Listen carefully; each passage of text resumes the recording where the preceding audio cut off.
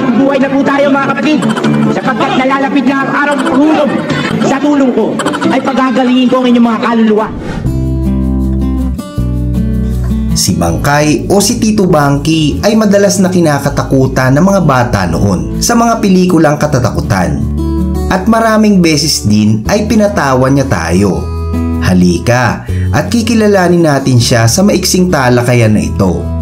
Paano nga ba nakapasok si Tito Bangky sa showbiz? Bakit nga ba hindi siya umasenso sa kabila ng daang-daang pelikula na kanyang ginampanan? At ano ang naging dahilan ng kanyang pagpanaw? Totoo bang tinapos na niya ang kanyang buhay? Kung bago ka pa lang sa aking channel, ay hinihiling kong mag-subscribe ka na. Pindutin mo na rin ang notification bell upang updated ka sa mga video na gaya nito. Si Jose Clemente de Andres o mas kilala sa bansag na Bangkay o Nonong ay isinilang noong May 4, 1947. Siya ay tubong Masbate.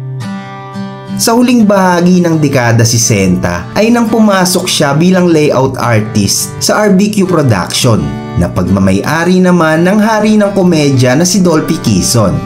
At dito ay si Nonong ang nagpipinta ng mga poster at billboard ng pelikula ni Dolphy. Mahusay talaga ang kanyang talento sa pagguhit dahil kuhang-kuha niya ang figura ng Comedy King at ganon din ang mga kasama nitong artista. Noon kasing mga panahon na yon ay mano-mano lamang ang paggawa nila ng mga karatula. Hindi katulad sa panahon natin ngayon ay nandyan na ang mga makabagong teknolohiya. Sa kalagitnaan ng 1970s ay nang magtungo si Dolphy Quezon sa Europa at sa pamamalagi nila rito ay napunta sila sa isang mental hospital. Dito ay nakakita sila ng isang lalaking may problema sa pag-iisip na kamukhang kamukha naman ni Nonong. Kaya naman sa pagbalik nila sa Pilipinas ay gumawa si Dolphy ng pelikula na pinamagatang Kisame Street kasama sina Nida Blanca at Panchito. At dito ay naisip niya na isama si Nonong bilang extra sa nasabing palabas. Noong una ay ayaw pa nitong sumama, pero sa kalaunan ay tinanggap na rin niya ang alok sa kanya bilang isang katuwaan lang at ipinagaya kay Nonong sa eksena ang nakita nilang baliw sa Europa. At sa hindi inaasahan ng lahat ay nagawa niya ng maayos ang ibinigay sa kanyang karakter na ayon sa nais ni Dolphy.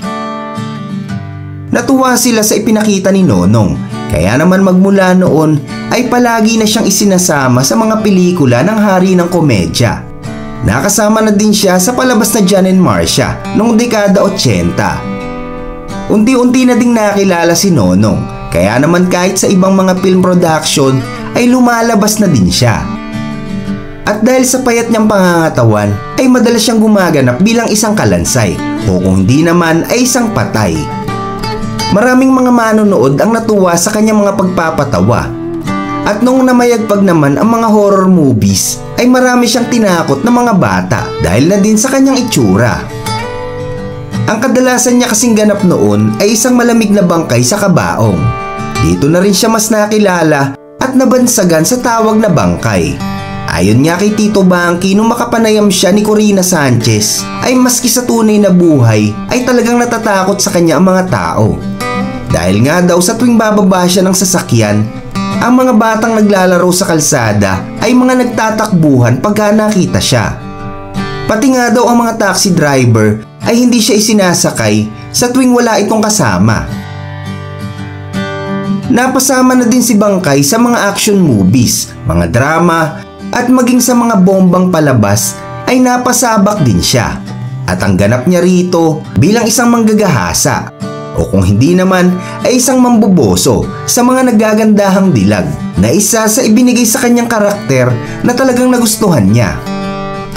Umabot sa ilang dekada ang paglabas niya sa showbiz at napasama siya sa mahigit 100 pelikula. Nakasama niya ang halos lahat ng mahuhusay na artista.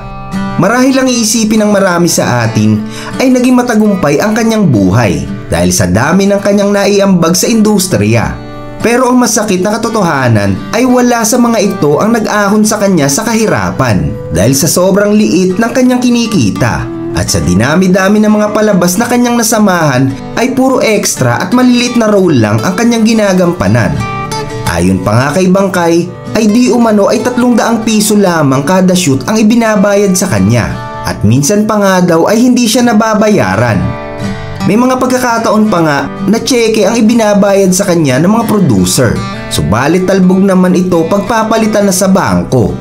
Ito na rin ang naging dahilan kung bakit bigla na lang nilisan ni Bangkay ang mundo ng showbiz, dahil wala namang nangyayari sa kanya at patuloy lang siyang naghihirap. Hindi na rin siya bumuo ng sariling pamilya na ipinagkait niya sa kanyang sarili dahil na rin sa sobrang kahirapan. Pagkatapos nito ay nanirahan si Nonong sa probinsya ng Quezon kasama ang anak ng kanyang kaibigan na ipinagkatiwala sa kanya.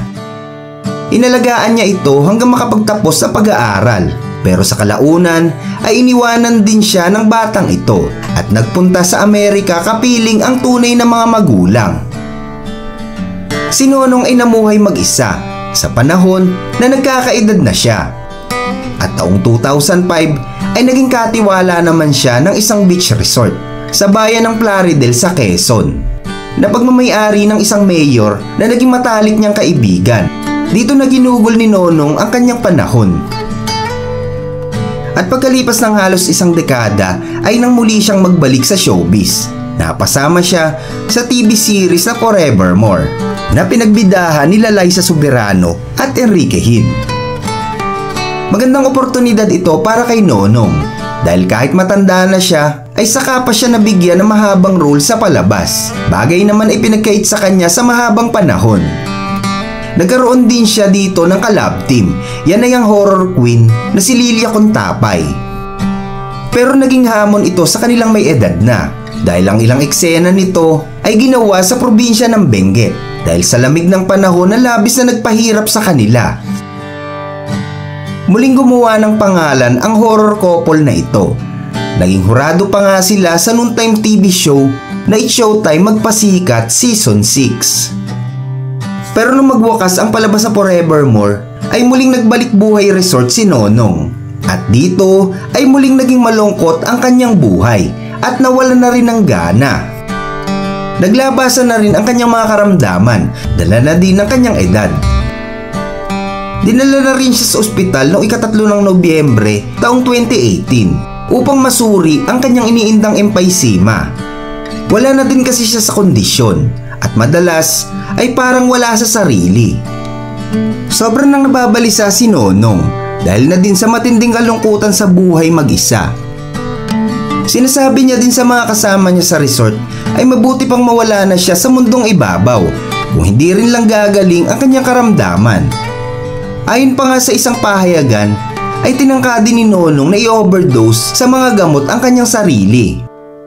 Subalit pagkalipas ng ilang araw noong November 6 ay natagpuan siyang wala ng buhay sa isang cottage ng resort na kanyang tinutuluyan.